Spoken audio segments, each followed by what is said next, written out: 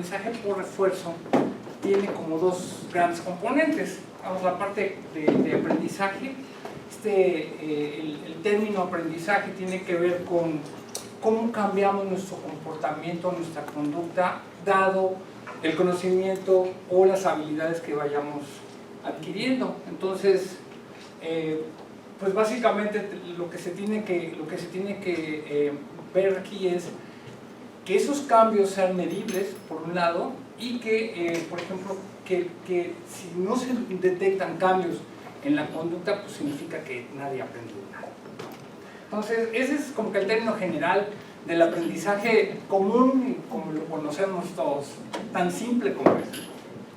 Entonces, luego viene el término por refuerzo, que tiene que ver con eventos que se pueden presentar inmediatamente de la ocurrencia de un evento. Esto es como las famosas consecuencias de los actos. O sea, si haces algo bien, pues igual te doy una galleta o un pastel, o si lo haces mal, pues no te doy permiso, ¿no? Algo así. Entonces, un poquito tiene que ver con este asunto de los refuerzos positivos y negativos. Y una parte interesante es que, por ejemplo, el refuerzo positivo puede verse como si un chico sale con buenas calificaciones, no sé, tu hijo, tu hermano, alguien de tu familia, y pues igual le das un pastel o haces una fiesta, pues salió bien, muy probablemente ese chico va a intentar conservar esa conducta de salir bien en los exámenes. Entonces, eso se le conoce un poco como los refuerzos positivos. Y por otro lado está el caso de esos chicos que son melindrosos y que no quieren comer, por ejemplo, verduras, y pues si el niño llora, pues le decimos, ya le estamos poniendo la verdura y el niño llora, pues entonces le quitamos mejor la comida para que no llore, ¿no? Entonces ya le damos verduras. ¿Y sabe qué va a pasar la próxima vez que le demos verduras? Pues va a llorar. Entonces eso se llama reforzamiento negativo. Entonces son como que unas variantes ahí muy interesantes del aprendizaje. El aprendizaje por refuerzo en términos psicológicos o de las corrientes psicológicas tiene que ver un poquito con eso.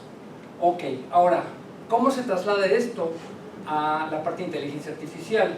Lo que tenemos es que básicamente queremos que un agente computacional interactúe con el ambiente y vaya recibiendo refuerzos positivos y refuerzos negativos de cualquier magnitud para ir conformando una conducta, ¿sí? Entonces básicamente lo que tenemos es esto, tenemos un agente computacional que interactúa con el ambiente, lo que está leyendo es en qué situación está, dado un estado, y va a recibir una recompensa de acuerdo a lo que haga.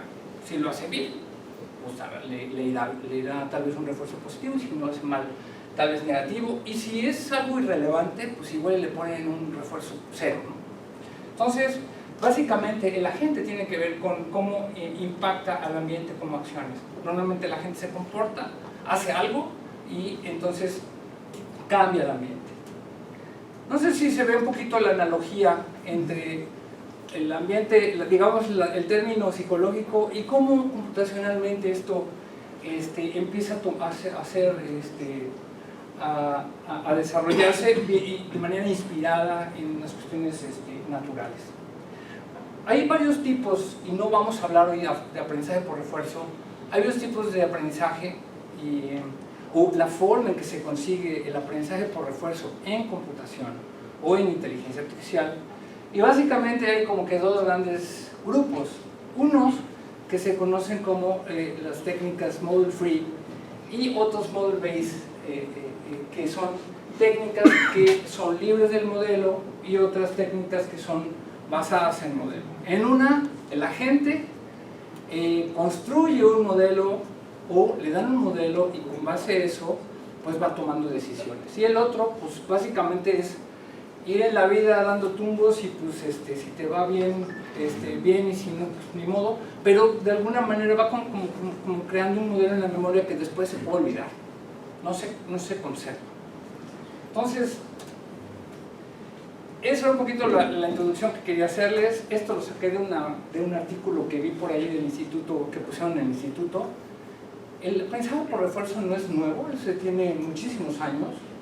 Y en una gráfica que por ahí publicaron, me di cuenta que si tú puedes, si te fijas, por ejemplo, si comparas la palabra aprendizaje o machine learning en todas las publicaciones en estos años, se va viendo cómo a través de estos tantos años ha habido un incremento muy importante en el uso de las palabras de machine learning o de aprendizaje automático en los artículos. Entonces, lo curioso es que dentro del contexto de todas las formas de aprendizaje en inteligencia artificial, el aprendizaje por refuerzo no tiene una tendencia a la baja, sino incluso tiene una tendencia importante comparado con todo la tendencia al uso de técnicas de aprendizaje automático en general, ¿sí? Hay aprendizaje supervisado, aprendizaje no supervisado, hay aprendizaje profundo, hay aprendizaje por refuerzo, hay un montón de formas de aprendizaje que ahora es la manera de expresar de una mejor manera lo que es la inteligencia artificial. Desde que inteligencia artificial ahora no es puro aprendizaje automático, pero ha sido muy recurrido el aprendizaje de diferentes representaciones en inteligencia artificial con manejo de datos, con base a datos. Eso es lo que quiere decir, y eso se refiere a todo ese conjunto completo, ese gran universo de formas de aprendizaje en general, y dentro de las cuales este pequeño grupo de técnicas de aprendizaje tiene su lugar, que también no es decreciente. Estas técnicas son bastante antiguas, se usaron en teoría de control, se usan ampliamente en teoría de juegos, en economía, por ejemplo, y en investigación de operaciones también. De hecho, la tesis de John Nash, por ejemplo, fue que ganó el premio Nobel con un tema que se llamaba el equilibrio de Nash. Lo que hacía es justamente que trataba de ver cómo se aplicaban este tipo de técnicas, por ejemplo, en teoría de juegos.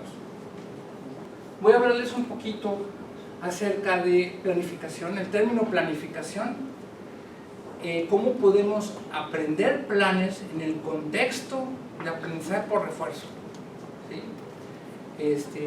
La planificación es básicamente una de las características de la inteligencia, así como la capacidad para pronosticar, la capacidad de tomar decisiones, la capacidad de aprender, la capacidad de planificar, también es una de las capacidades de la inteligencia. Por lo cual, no tiene un cargador. ¿Sabes que en alguno de sus concursos? Sí,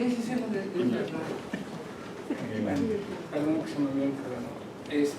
Ok, entonces, son dos, digamos que básicamente la definición de planificación es, digamos, el problema de poder encontrar una secuencia de acciones que te permita transformar un estado actual en un estado meta, a donde queremos llegar, así en términos llanos. Y bueno, ya en términos un poco más específicos es el proceso de deliberación explícita, que escoge y selecciona las acciones de un sistema para alcanzar sus metas anticipándose a sus resultados esperados, así en general, ¿no? Esto en términos de planificación normal, planificación humana. Ahora, la planificación automática, que es la que ve la inteligencia artificial, es hacer esto, pero computacionalmente, ¿sí? Entonces, ¿en qué se usa la planificación? Cuando yo empecé la maestría, voy a llegar a la clase en la materia de planning, la materia de planificación, y es porque no me va a servir, ¿no? Pero bueno, la verdad es de que pues ahora ya me di cuenta. Esas son algunas de las aplicaciones.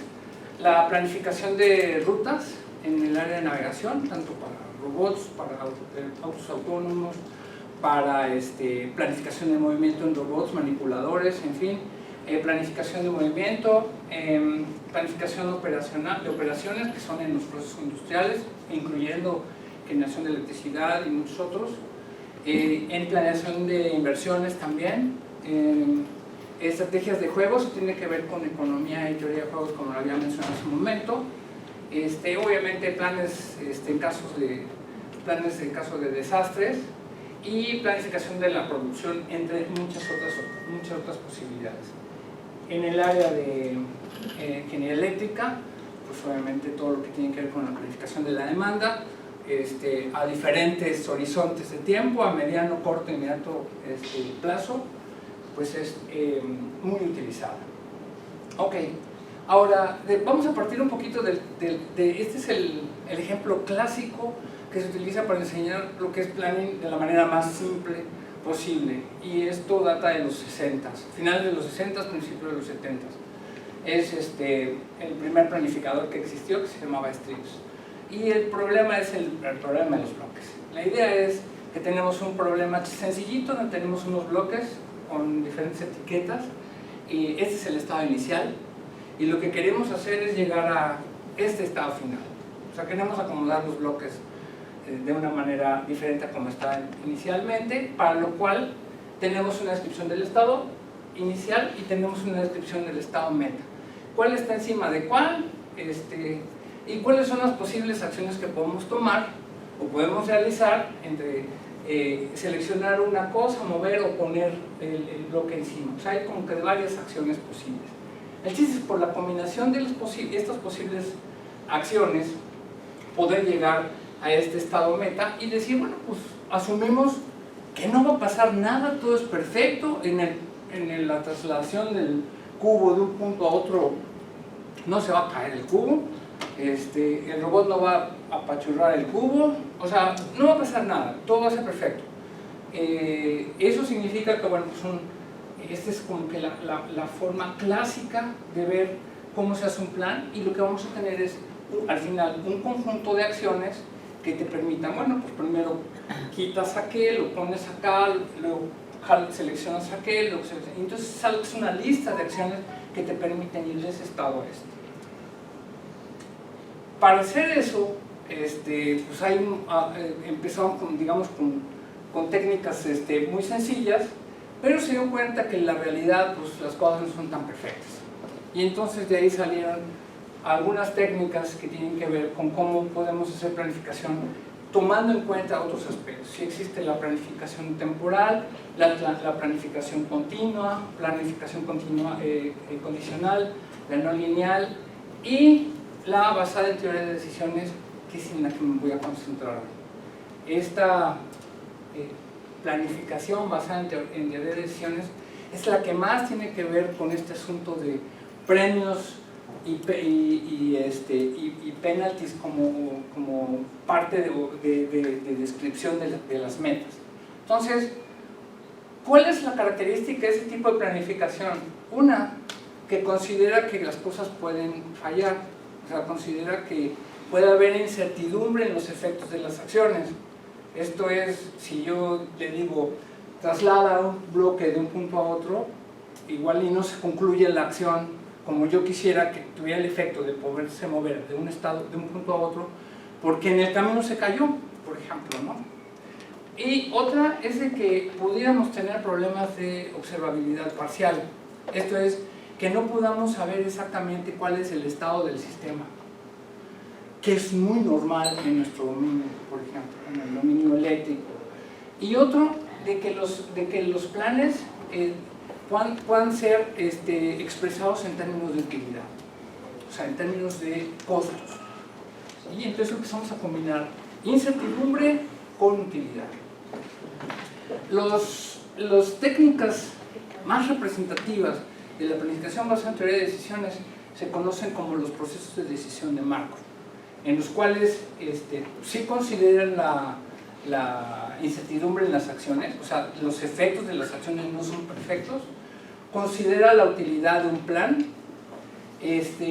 permite que haya planes o soluciones óptimas, o sea, se maneja como un problema de optimización también, y considera que puede haber incertidumbre en las observaciones.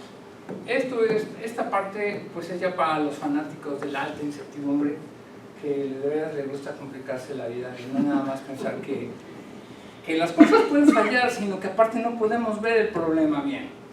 Entonces hay incertidumbre sobre incertidumbre y esto es un problemón.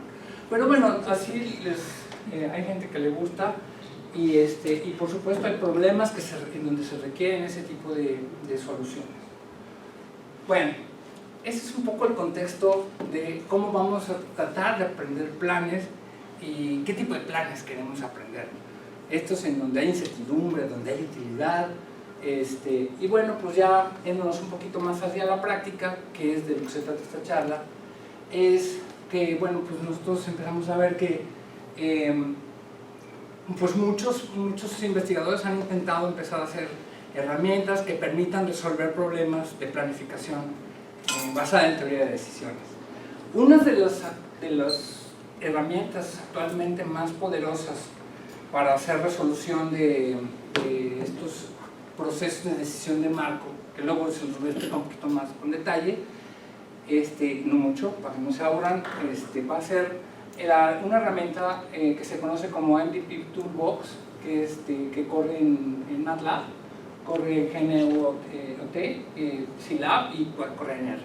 O sea, es una herramienta muy versátil y muy fácil de utilizar. Esta herramienta, bueno, pues no tiene muchísimos algoritmos, pero es muy práctica y muy fácil de usar. Y actualmente es de las más utilizadas. Y hay otra que es una herramienta, esta es francesa, esta MVP Toolbox. Y hay otra que se llama Symbolic Perseus. Esta herramienta fue originalmente desarrollada por cierto, uno que fue mi supervisor en el postdoc, se llama Matthijs Span, que está acá, aquí, y Nikos Blazes, que era su compañero. Ellos desarrollaron, digamos, la máquina de diferencia de esta herramienta, y luego Pascal Poupart, de la Universidad de Toronto, lo que hace es de que utiliza algunos conceptos de abstracciones para tratar de resolver problemas muy grandes y las integra en una sola herramienta, además de que la traslada a MATLAB. Originalmente la herramienta estaba hecha en Java y la pasa a MATLAB. Entonces, realmente esta herramienta es una herramienta muy poderosa porque puede resolver problemas muy grandes. Entonces, ahora, ¿cuál es nuestra propuesta, no? Es decir, ¿cómo superas ese monstruo de herramientas? No se trata realmente de superar, sino un poco de complementar las cosas que pueden ser. Entonces, nosotros pues desarrollamos este sistema que no sabemos cómo ponerle y le pusimos SPI. Sistema de planificación con incertidumbre. No nos preocupamos si sonaba, no rimaba, SPI, ya, así. Entonces, bueno, pues lo que hace en general, igual que las anteriores, es tratar de resolver el problema de la planificación clásica que considera que todo es perfecto, o sea, que se llaman herramientas deterministas y que resuelven problemas mayormente académicos para demostrar conceptos, ¿verdad? Entonces, pues la idea es de que resuelvan cosas un poco más cerca de la realidad. Esto ya lo comenté, está basada en MDPs, procesión de Markov, factorizados. Esta es la palabra nueva ahorita, factorizados. Sí, bueno, MDPs o procesión de Markov y aparte factorizados. Ahorita les explicamos qué es, pero es en general tratar de resolver, de cómo podemos abstraer problemas para poderlos resolver con grandes dimensiones de espacio. Y bueno, pues de alguna manera la herramienta va a tratar de complementar a estas otras dos y otras herramientas del estado del arte. Digo estas dos en particular porque la herramienta fue hecha explícitamente para tratar de poder probar los mismos problemas, podérselos pasar a las otras herramientas y ver cómo nos iba contra las otras, ya sea contra las otras herramientas o para complementarse. Y bueno, pues ahorita vamos a ver algunos resultados. Bueno, entonces, ya hablando un poquito más de los procesos de Markov, este tipo de técnicas tienen que ver con decisiones que tomamos como en la vida, ¿no? O sea, tú tomas en la vida una decisión y normalmente cambian las cosas. Algo cambia, no sé. O sea, si no cambia, pues esa acción que tomaste pues, simplemente no tiene ningún efecto sobre tu situación. Entonces, la idea es de que al final de esa cadena de decisiones que podemos tomar en los nuevos estados o circunstancias en las que vamos cayendo, terminen en una, digamos, en una situación en donde tengas una alta utilidad. O sea, pensemos un poco en cuestiones de dinero, ¿no? O en cuestiones de beneficios. No tanto de dinero, beneficios tal vez. O sea, que tenga yo un muy alto beneficio. Entonces, operan básicamente a través de espacios de estado, lo cual lo hace un poco limitado, pero es como muchas técnicas de inteligencia artificial operan.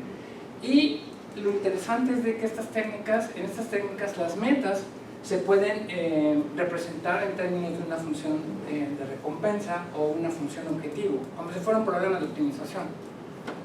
Entonces, digamos, lo que hace un poco la diferencia con la planificación clásica, en donde tú dices, esta es la secuencia de acciones para cambiar de este estado a este, estos lo que te generan es una política o plan. ¿Qué es eso? Una política es una acción que la misma situación te dice qué hacer.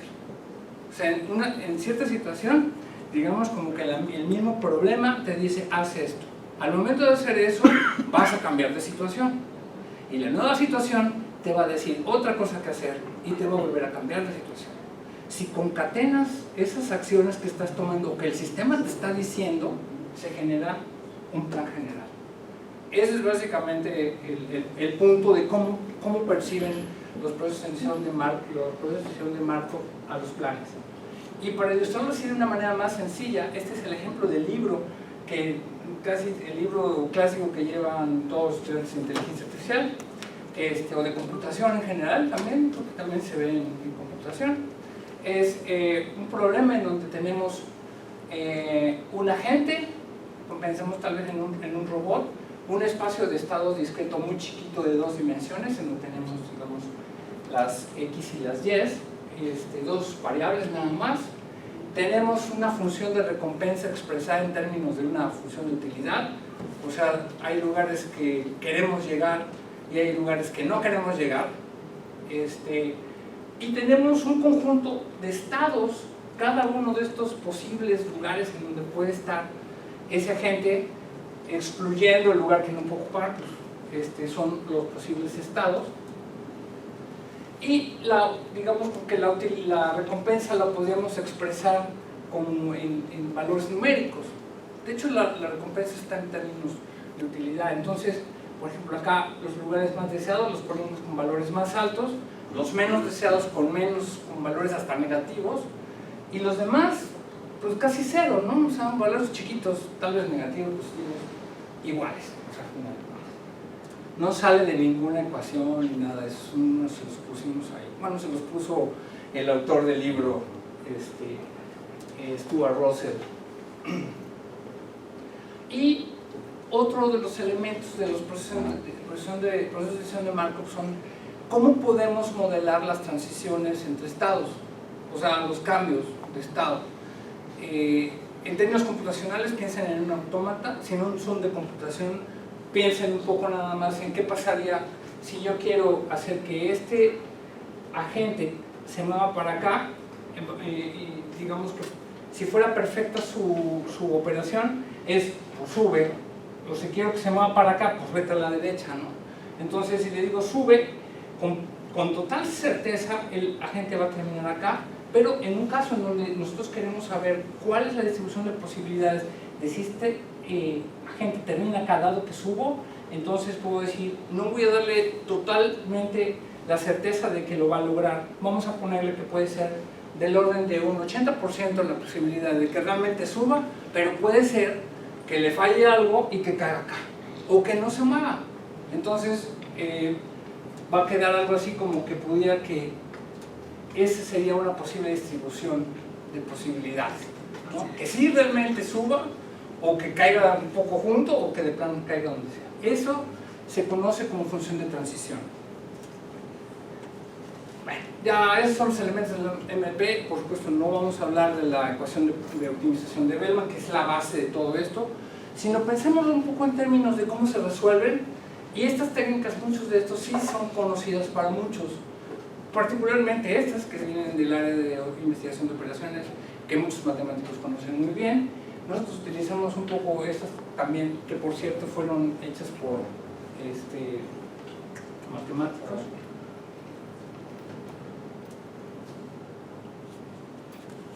Sí, se está acabando la vida.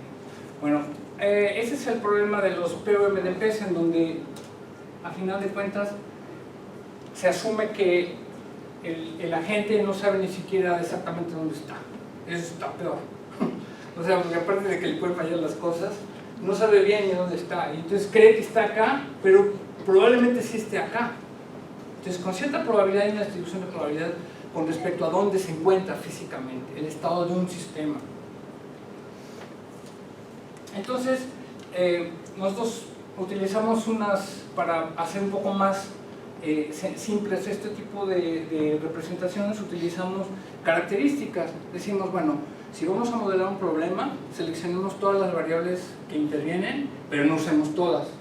O sea, seleccionemos las más importantes. Eso se llaman factores. Y lo que básicamente queremos hacer es representar un problema con puros factores. Les decía que estas representaciones factorizadas las podemos representar de alguna manera muy compacta utilizando esas diferentes representaciones de la inteligencia artificial y otras áreas como los árboles de decisión y los diagramas, las redes bayesianas dinámicas que ya pues, se han hablado aquí. Entonces, aquí lo que estamos haciendo con estos procesos de marco cualitativos que son motivo de mi tesis es aprovechar ciertas regularidades del problema, por ejemplo que hay estados que tienen la misma recompensa y entonces los asocié y junté todos esos estados para hacer un gran estado y entonces reducir el número de estados. En lugar de tener, por ejemplo, 50 millones de estados, puede llegar a tener miles de estados o cientos de estados y entonces el problema es mucho más fácil de resolver. Entonces, ¿sí me puedes ayudar? Ahora, ¿cómo lo aprendemos? Lo que tenemos que hacer es, si estas dos representaciones de inteligencia artificial, como los árboles de decisión o las redes bayesianas, se pueden aprender con datos, pues entonces podemos aprender todo el modelo completo. Y una manera que hacemos es explorando el ambiente, que es justamente esa interacción, como lo que hablábamos del principio de aprendizaje por refuerzo, en donde probamos, tomamos una acción, vemos cómo nos va, si nos va mal, la almacenamos y la registramos y después tomamos otra y empezamos a jugar con las acciones en forma aleatoria. Es como andar dando palos de ciego por ahí y ver cómo nos va, y si nos va bien, pues tratamos de aprender por dónde no pasar. Entonces, aquí en esta pongo los puntos como aquellos puntos que se han visitado, que se han explorado, y algunos otros puntos que están acá con colores como zonas con recompensas de diferente valor. Bueno, entonces así como que es la teoría general que se usa o que está debajo de la herramienta, y ahora sí les voy a comentar un poquito de la herramienta ya para que veamos los usos adelante. La herramienta de SPI está hecha en Java, es una herramienta muy sencilla, tiene estos 4 grandes módulos, que es un compilador de procesos de decisión de marco factorizados o FMDP. Tenemos un servidor de política, un traductor de formatos y un simulador didáctico para enseñarnos a usar la herramienta. Entonces, básicamente son las principales funciones. Esta es la interfaz del compilador. Esta es la estrella, digamos, de la herramienta, porque les permite establecer cuántas acciones existen en el problema, algunos parámetros que tienen que ver con el proceso de decisión de Markov. Son algunas iteraciones para que no se nos cicle, por si no alcanza a converger el problema, pues tenemos un conjunto finito, y bueno, algunos otros detalles que no vamos a entrar, no vamos a comentar. Y toda la zona de aprendizaje, que es en donde le tenemos que le podemos introducir el conjunto de atributos, conjunto de atributos discretos, o sea, estas son las variables, cómo las particionamos, y la lista de la base de datos con todos los ejemplos para que el sistema pueda aprender. Y bueno, pues básicamente lo que tenemos es que esta cosa nos permite compilar MDPs factorizados, MDPs cualitativos y otros MDPs que son una combinación de discretos con cualitativos que les llamamos híbridos, estos que están acá. Adelante. Más o menos esta es la estructura funcional de la herramienta. Aquí están los cuatro grandes módulos: el compilador, el servidor de política, el traductor de formatos y el simulador didáctico. Y bueno, cada uno de ellos tiene diferentes interacciones con algunos archivos. Por ejemplo, el que acabamos de ver, que tiene que ver con el compilador, pues ahí se ve cómo se tiene que introducir una lista de variables, cuáles son las variables del problema, cómo las vamos a discretizar, y conjunto de ejemplos en donde le decimos para cada estado y cada acción que se toma hay una recompensa. Para cada estado nuevo en el que se cae y se toma otra nueva acción, hay otra recompensa. Y así, en general, es como registramos todos los datos para finalmente crear estos dos archivos. Este es un archivo serializado en Java que contiene prácticamente todos los resultados de la compilación. La compilación es obtener una política óptima y obtener una función de utilidad. Y este es digamos, como un script que me permite transportar el problema para ser resuelto con otra herramienta. Adelante. Más o menos así es como se podría ver. No vamos a entrar en el detalle, pero para que tengan idea de qué cosa contiene cada uno de los archivos. Son archivos bien sencillos, son como lo podríamos expresar en un XML fácilmente. Entonces tenemos aquí el archivo de atributos discretos, y más o menos así se podría ver un archivo de ejemplos en donde tenemos dos variables: la acción que se toma, etiquetada la acción con números de 0 en adelante, y el reward o la recompensa que está recibiendo el sistema. Normalmente lo hacemos esto aleatoriamente y hay que explorar el problema, pero lo tenemos que registrar para después introducirlo en el compilador. El servidor de política es que una vez que ya se generó la política óptima, que es lo que queremos, lo que andamos buscando, ¿cuál es la acción que se debe tomar en tal estado, de tal suerte que esa acción eventualmente en el futuro te lleve a un estado meta? Podemos utilizar este tipo de herramientas, que no es más que un socket, para poder comunicar o hacer consultas de la política desde diferentes aplicaciones. Entonces podemos integrar a un sistema el modelo. Entonces ya podemos hacer uso del modelo a través de el policy server. Y bueno, pues aquí está básicamente lo que se necesita, pues es este es el archivo que se genera con la herramienta, y básicamente a partir de acá lo que se hace es que se consulta la política. Nosotros le decimos de cuál es el estado donde me encuentra, consulto el modelo y el modelo me dice qué hay que hacer. Adelante. Luego viene el traductor de formatos. En el traductor de formatos podemos seleccionar los dos diferentes herramientas que habíamos visto al principio, o puede ser Symbolic Perseus o puede ser el MVP Toolbox. O sea, si nosotros queremos generar archivos para resolver el mismo problema con estas dos otras herramientas, entonces seleccionamos en esta interfaz cuál es la herramienta que queremos usar. Puede decirlo, bueno, pues si ya tienes esto, entonces ¿para qué te sirve este? Resulta que estas herramientas no aprenden con datos los modelos. Entonces, y sí generan un archivo de entrada a estas dos otras herramientas. Entonces, por eso es de que son complementarios, porque podemos verificar cómo nos fue, o podemos usarlo como complemento. La que sigue. Entonces, bueno, esto está más para ver dónde vamos. Estamos en el traductor de formatos. Cada uno utiliza diferentes archivos. El Symbolic Perseus lo que hace es de que genera este nuevo que se llama mdp.dat a partir del mdp.text, que es este que está aquí, y este que está acá, pues básicamente es un conjunto de archivos CSV, que se pueden cortar y pegar directamente en Octave o en MATLAB para poder ejecutar la función. Y bueno, pues aquí se vería más o menos esa traducción del formato. Pasamos, este es el formato original de SPI, donde tenemos todas las acciones, que están una por una. Para cada una de estas hay un modelo de transición que está representado por todas estas cadenas que están aquí. Tenemos digamos una representación de quién es padre de quién en las variables de la red bayesiana que representa el modelo de transición, y posteriormente esto que está acá se parsea. Primero se hace un análisis sintáctico para ver que todo esté bien y nada falta, y posteriormente se vuelve este archivo ya con un formato un poco más tipo Lisp, así con paréntesis, y este es el que se utiliza directamente en Symbolic Procedures como entrada.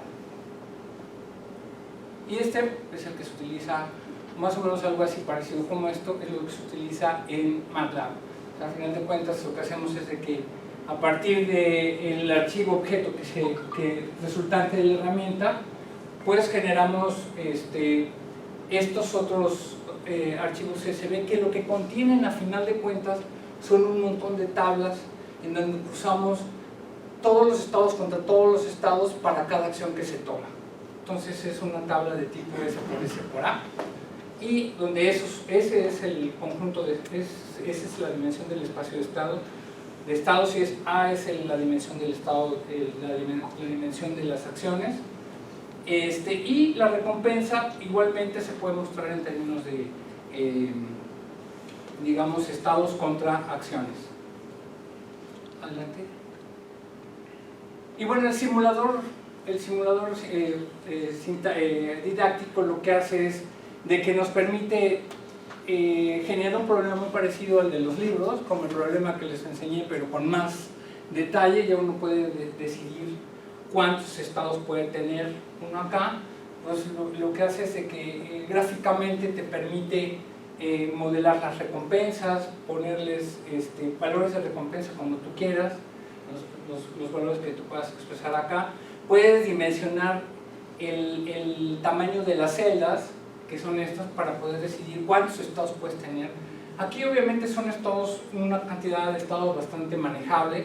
Estamos hablando en términos de, no sé, tal vez 1000 estados o cosas así, pero en los problemas reales se manejan cantidades de estados hasta el orden, por ejemplo, que nosotros nos hemos enfrentado del tipo de 10 a la 11 estados, por ejemplo, que ya se requieren supercómputo. Y bueno, entonces este es el simulador.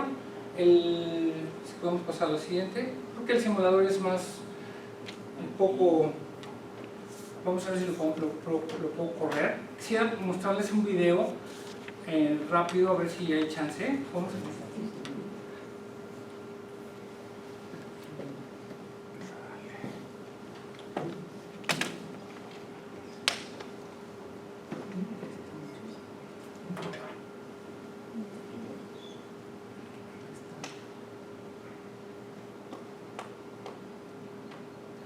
No se los voy a pasar todo, por supuesto. A ver si alcanza a correr. En este tutorial vamos a hablar acerca de la herramienta SPI o Sistema de Planificación con Incertidumbre. Esta herramienta nos va a permitir resolver problemas de decisión de Markov factorizados, cualitativos e híbridos mediante una programación plural. Pero antes debemos revisar el número de muestras que desea que nuestro robot va a explorar el ambiente. Miren, este es así como que en general, damos clic en cómo explorar, podemos representar y diferentes si bajamos recompensas el con timestep, colorcitos. vamos a ver Aquí, que entonces, el robot va a explorar esta parte mucho es la más parte de rápido. exploración en Si donde el lo robot está aumentamos, viendo la cada exploración se celda tiene un valor. realizará de Entonces forma lo que mucho hace más es lenta. toma una acción que puede ser subir, bajar. Lo dejamos en 2 derecha. para que pueda Si realizar se una dan cuenta, exploración mucho más rápida. el agente está Una vez concluida la explorando el exploración, ambiente, podemos dar clic y entonces va en el registrando botón de en rastro, archivos la cual mediante puntos verdes qué acción toma nos y qué valor de enseña recompensa áreas le del toca. ambiente Y entonces genera exploró nuestro ese es el conjunto de archivos. Aquí le pongo estas cosas así como en verde para que se vea por dónde pasó, para tener una idea de qué es lo que hizo, ¿no? Pero solamente me da una idea si exploró bien o si le faltó explorar al robot. En las partes donde no explora, en donde no tiene muestreo, es difícil que pueda construir una buena política, ¿eh? Entonces, básicamente eso es, ya que se tiene esa primera parte, o sea, ya que tienes los datos y las variables, lo que haces es de que metes esos datos en esta cosa que es el compilador. Y entonces aquí lo que es, metes el conjunto de el archivo de atributos, más o menos con el formato que les enseñé hace ratito, pones el de atributos discretos, que es cómo quieres particionar cada variable. Acuérdense que estos tipos de técnicas se basan en variables discretas. Y finalmente el conjunto de ejemplos, también por ahí debe estar el dataset en donde vienen todos los ejemplos en donde se registran los estados, las acciones y las recompensas. Una vez que se hace esto, pues se compila el problema y nos genera un modelo. Ese modelo, perdón, me voy a pasar hasta acá, ya que es que está un poco en desorden el video. Quisiera mostrarle que cuando se consulta, qué resultados se pueden ver. Ahí se está probando, por ejemplo, la política que se generó, y entonces el agente lo ponemos en cualquier punto, y la idea es de que podamos, desde ahí lo soltamos y tiene que llegar a los puntos azules. Y aquí gráficamente se muestra la política. Entonces, dependiendo de dónde está, cada estado le va a decir para dónde se tiene que mover. Si está, esta representación es la función de utilidad. Eso es cuánto valen los estados, y la idea es de que el agente busque aquellos estados que tengan mayor utilidad. Aquí nada más lo voy a parar tantito para mostrarles. Si se dan cuenta, en donde quiera que se paren, el sistema los va a ir llevando a las zonas azules. Entonces, y esas son básicamente los valores que tenían las recompensas más altas. Los valores azules tenían recompensa positiva, creo que tenían valores de 30, y los azules de menos 30. Bueno, eso es básicamente lo que quería mostrarles con el video.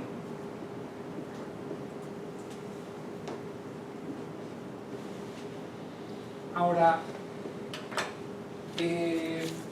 la herramienta se ha utilizado en varias aplicaciones distintas aquí en el instituto, algunas ¿cómo se llama?, en trabajo colaborativo con otras gerencias, y otras pues han sido trabajos de investigación de nosotros. Una de ellas, que fue esta, que fue el motivo de los primeros trabajos que hicimos, que tenía que estar relacionada con cómo podíamos desarrollar sistemas que pudieran asistir a los operadores, brindándoles recomendaciones que maximizaran algo, que maximizaran un proceso, como por ejemplo el uso de las calderas, cuál era la zona en la que más seguramente una planta podía mantenerse. Entonces, ¿qué teníamos? Pues lo que teníamos es que nos detectamos que en algunos cierto tipo de procesos los operadores tenían demasiada información.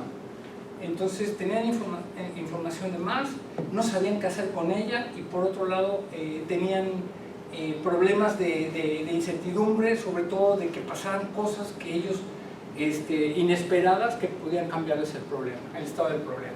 Entonces dijimos, vamos a hacer una demostración de que este tipo de sistemas pueden generarte una recomendación que te puede maximizar la utilidad del problema. Entonces, pues elegimos una central de ciclo combinado, nos pusimos a estudiar un poco la forma en que opera la caldera del ciclo combinado particularmente. Nos dimos cuenta que los estados por donde transita más seguramente o debe de transitar el sistema son comparando dos variables, que era la presión del domo contra el flujo de vapor principal, y entonces la idea es que el sistema se mantuviera sobre esta línea.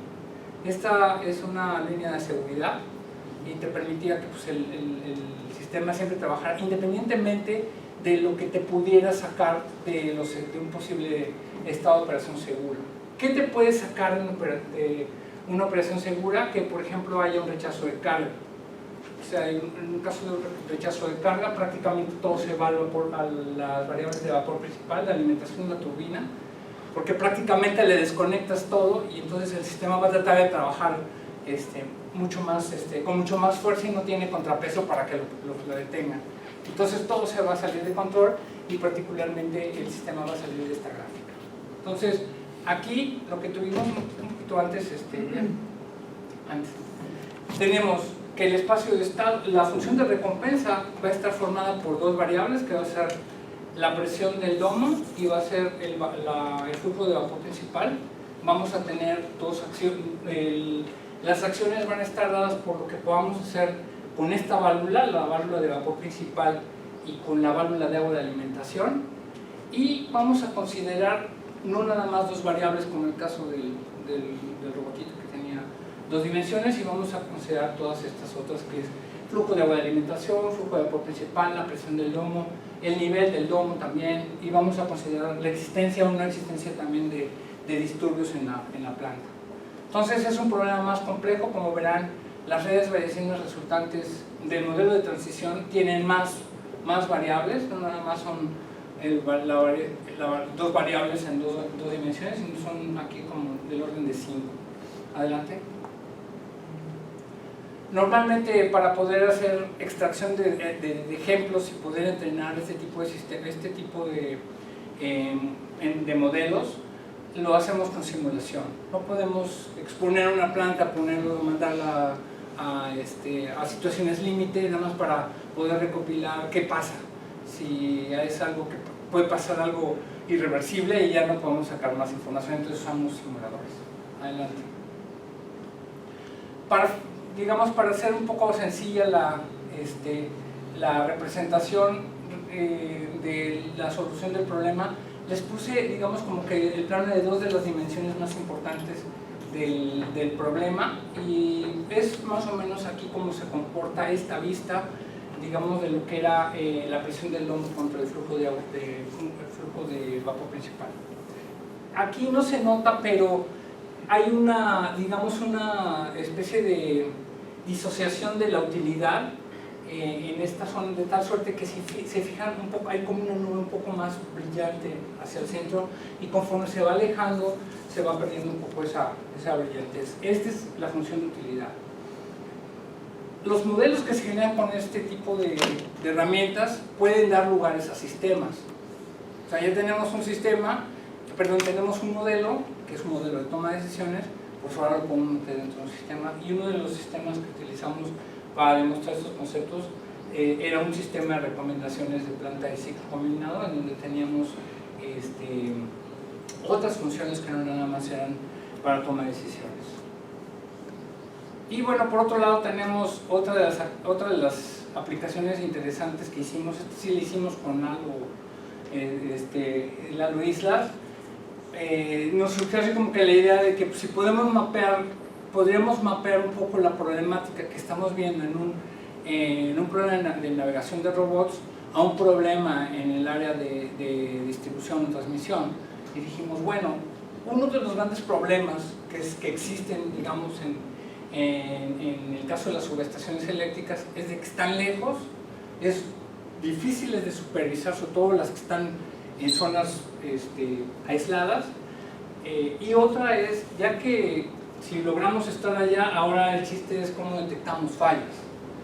Y lo que han hecho muchos investigadores para resolver estos problemas es que ponen primero ponen sistemas de vigilancia que pueden ser móviles dentro de las subestaciones, pero también utilizan experimentalmente algunos sistemas basados en robots móviles que corren a lo largo de un circuito predefinido por donde normalmente están las fallas, o puede haber fallas, de tal suerte que haya una especie de inspección localizada y puedan obtener información tal que les pueda permitir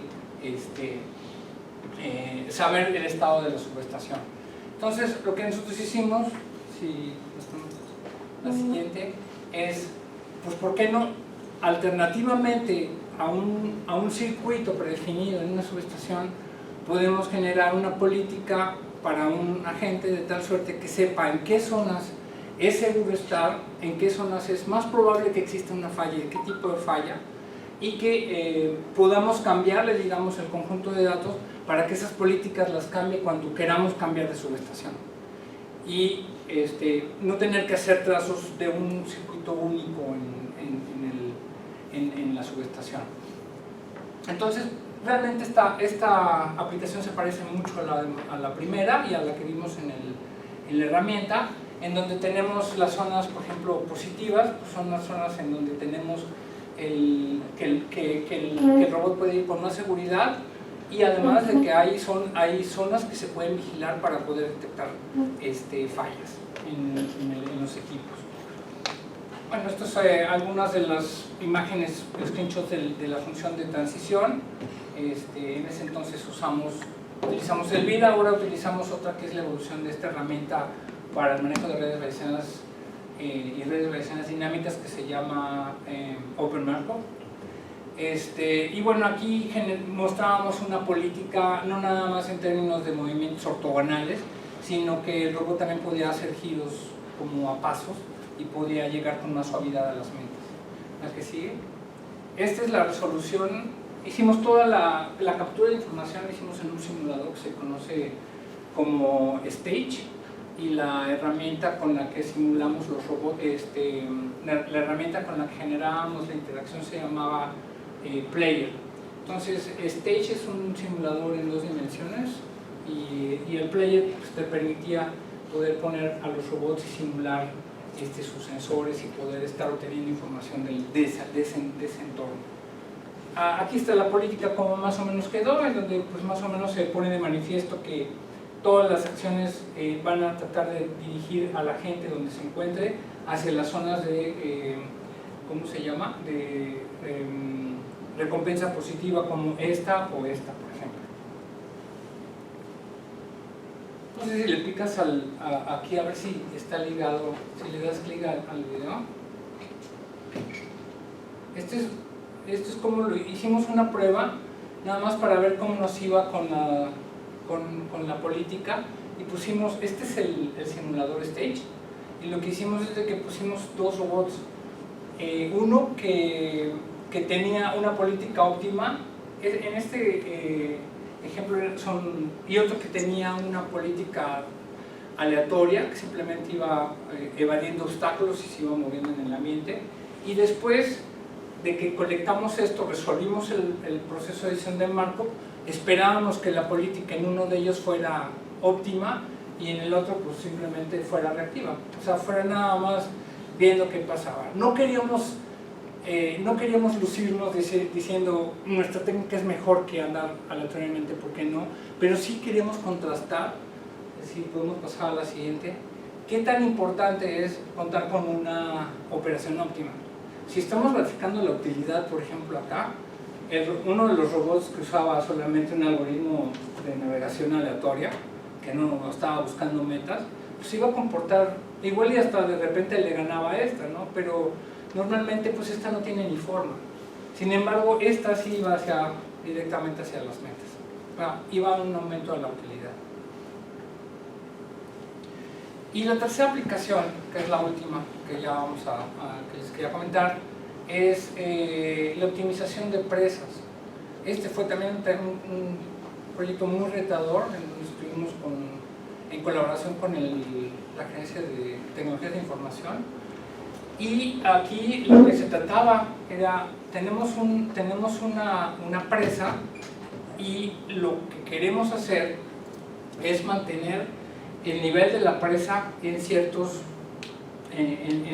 grados de operación, considerando que las presas se pueden llenar con agua que viene de presas anteriores, o que pueden descargar tanto a una turbina para generar, o directamente ¿cómo le llaman?, a la cuenca, al río, para descargar el volumen. Entonces, el problema más grande es que en zonas con alta precipitación existe una variable que aporta más a las presas de manera prácticamente impredecible.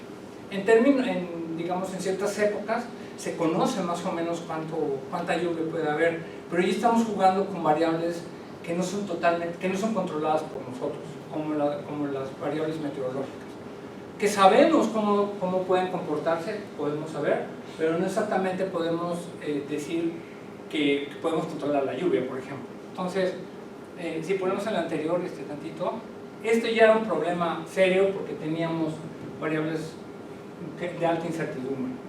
Entonces, lo peor es de que cuando queremos resolver esto, creo que nos fue más o menos bien. Más o menos la idea es mantener la presa a este nivel y tratar de evitar los niveles extremos, de que se vaya a derramar el agua o que no tenga agua suficiente para poder alimentar a las presas. ¿Sí? Entonces, después nos dijeron, bueno, pues a ver, ya que lo resolvieron, ahora resuelvanlo combinado, todas al mismo tiempo. Y entonces el programa se nos fue un problema de 10 a la 11 estados y ya no fue tan fácil resolverlo. Entonces lo que hicimos es, intentamos resolverlo uno por uno y ver después cómo podemos hacer una solución, o sea, hacer una solución óptima a base de soluciones locales, lo cual fue muy complicado que realmente funcionara. Se tenía que resolver todo el problema. Pero bueno, los dejo aquí porque esto es todavía un problema muy retador. Adelante. ¿Cómo representamos la solución para una presa? Dijimos, bueno, pues vamos a jugar un poco con el problema y vamos a pensar que la lluvia la podemos representar como en tres diferentes estados. O no hay nada de lluvia, o sea, libre de lluvia, o tenemos una lluvia que es más o menos moderada y tenemos una lluvia intensa. Y bueno, asumamos de que esta es, digamos, la variable lluvia y esta dimensión sería como que la variable nivel. La parte roja es la corona de la presa, las partes centrales son como el mínimo óptimo de operación, máximo óptimo, más o menos por acá es donde se esperaba tener la presa mayormente, por lo cual siempre estábamos tratando de premiar las zonas, podemos regresar un ratito, que estuvieran por esta zona. Digamos, los valores de 100 corresponden a mantener la presa en este nivel, bajo cualquier condición de estas tres de lluvia, de estas tres discretas, ¿no? Entonces, y le dábamos un valor menos bueno, de tener el mínimo óptimo, pero definitivamente donde no queríamos estar era hasta arriba, porque eso implicaba riesgos de inundación. Entonces, las acciones ya eran combinadas, porque lo que teníamos es que si volvemos dos para atrás, por favor, más, ahí. Si se fijan, podemos tener conexión con la presa anterior, que esté en otra cota más arriba, o la salida puede estar hacia allá directamente la turbina hidráulica o directamente a un vertedor cuando tenemos que sacar todo el agua y liberarla al río, ¿no? Entonces, lo que podemos hacer es que podemos jugar con las aperturas de estas digamos, compuertas. Pensemos que no son válvulas, son compuertas, para poder generar el conjunto de acciones. ¿Sí podemos avanzar? ¿Más? Sí, anterior. Y aquí tenemos, por ejemplo, nada más por mencionarles un caso. El caso B0 es la compuerta anterior y estas son las posteriores. Cuando tenemos todas cerradas, significa que el sistema está aislado. Y entonces la presa se puede llenar solamente por la lluvia. Si no hay lluvia, nadie se mueve. Entonces, más o menos como se puede entender un poquito este tipo de tablas. Y bueno, hay otros casos en los cuales ya empieza a ver. Aquí tenemos que no hay aportación de la presa anterior, pero eso hay descarga a la siguiente presa o al río. O tenemos otro caso en donde lo que tenemos es, no tenemos aportación a la presa, pero sí le estamos mandando la turbina hidráulica para generación. Y está cerrado el bypass. Eso es más o menos como se puede interpretar el conjunto de acciones, entonces las etiquetamos con las acciones A1 hasta la A8. Este es el modelo de transición. Les decía, se puede representar muy sencillamente con una red bayesiana dinámica. Aquí lo que dice la red bayesiana dinámica es que la lluvia y el nivel en un instante son los que tienen que ver con el nivel en el siguiente instante y no tiene nada que ver con la lluvia. O sea, lo que queremos decir es de que nosotros no podemos controlar la lluvia. La lluvia opera sola, ¿no? Y lo que sí podemos es de que si en un instante tenemos el nivel, es muy seguro que podamos saber cuánto nivel hay en el siguiente instante, dado el nivel anterior y dado que hay lluvia, ¿sí? Por el tiempo que puede transcurrir. Entre este punto y este punto hay un tiempo. Y bueno, pues aquí instanciamos, por ejemplo, todos al mismo nivel. Pensemos que ponemos en el nivel que, en este nivel que es el de máxima 100% de posibilidad que esté, y instanciamos, por ejemplo, la lluvia nula, moderada y fuerte, ¿no? Intensa. Si se fijan, cuando está nula, el nivel aquí y acá es el mismo. O sea, no pasa nada, nadie se mueve. Es asumiendo que estamos aplicando la acción A1, que es la que está del sistema totalmente aislado. O sea, que solamente depende de la lluvia. Y aquí en este caso, pues si la lluvia es moderada, empieza a haber un cambio en el nivel, este contra este. Y cuando la lluvia es muy fuerte, entonces pues se va a ver que va a ser mucho más importante el cambio de nivel. Eso es como se representa la transición en este problema. Y bueno, pues a final de cuentas, otra vez utilizamos la herramienta SPI, lo metimos tal cual y tratamos de ilustrar cómo se comportaban las presas bajo diferentes términos, una presa bajo diferentes condiciones de lluvia, nula, moderada y fuerte, en donde pues fácilmente veíamos que si no se encontró, por ejemplo, esta es la acción A1, que es la acción A1 es prácticamente no muevas nada, déjalo que todo el sistema se mantenga ahí, y si no hay lluvia, pues prácticamente si ya estás en la zona que quieres estar, pues aplícala, porque no pasa, ahí es el sistema, porque no se va a mover. Y entonces con colorcitos igual estamos mostrando que las zonas más brillantes son las más deseadas, y los efectos de las acciones de esa combinación de las válvulas nos dice con qué velocidad va a bajar o a subir el nivel de la presa, ¿sí? Entonces aquí se ilustra los valores de utilidad de cada uno de los estados, las acciones recomendadas. Esta es la política, o sea, la política es esa acción que se tiene que aplicar en ese estado para que el sistema eventualmente termine acá, ¿sí? En la zona segura. Adelante.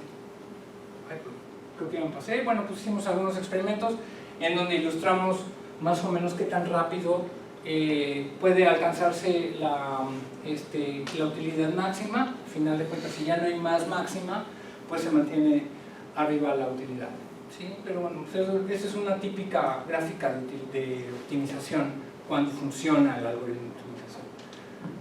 Adelante.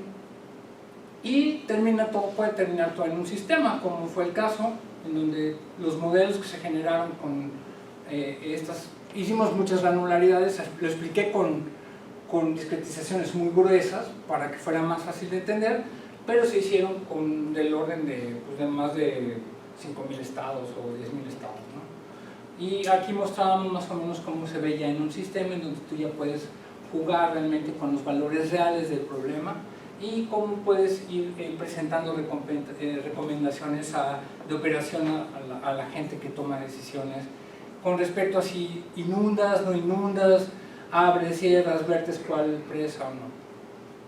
Adelante. Entonces, conclusiones, pues les presenté una herramienta que es una herramienta de inteligencia artificial que aprende planes basados en aprendizaje por refuerzo a partir de datos de exploración.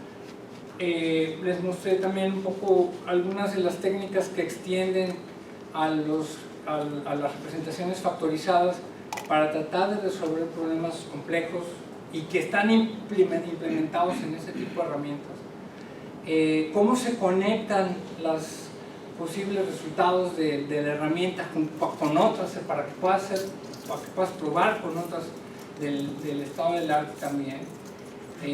Y bueno, pues también vimos algunas aplicaciones en las cuales hemos hecho en el instituto a través de los años. Prácticamente todo esto que les estoy haciendo es un collage de trabajo de tal vez 15 años para acá, ¿no? Los retos pues, son muchísimos, sobre todo en términos de complejidad computacional. El manejo sigue siendo un reto todavía, el manejo de grandes cantidades de estados, y bueno, pues normalmente las líneas de investigación que tienen que ver con ese tipo de herramientas están orientadas hacia cómo reduces el espacio de estados para poderlo resolver rápido y de la mejor manera. Y bueno, el trabajo futuro, pues obviamente la herramienta tiene muchos, puede tener algunos detalles y eso. Sí nos interesaría pasarla, ahorita el instituto tiene registro de derechos de autor sobre esto, y, o sea, tiene la propiedad intelectual de la herramienta, pero pues por supuesto que sí me gustaría ya sea ofrecer servicios con modelos construidos con esto, o ¿por qué no? Pues vender una licencia o hacer la transferencia de tecnología a alguna empresa que se dedique a esto.